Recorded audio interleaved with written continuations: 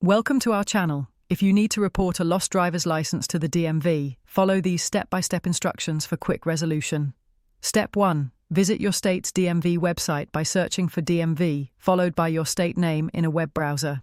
Step 2. Navigate to the Replace License or Lost Stolen License section, usually found under Driver Services or Online Services.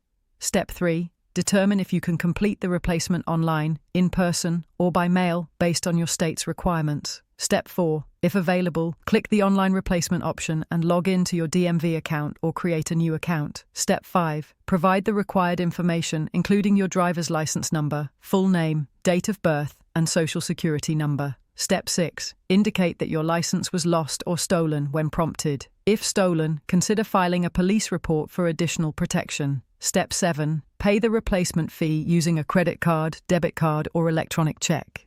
The fee varies by state but typically ranges from $10 to $30. Step 8. Submit your request and note the confirmation number. Your replacement license will arrive at your address on file within 7 to 14 business days. Don't forget to like this video and subscribe to our channel.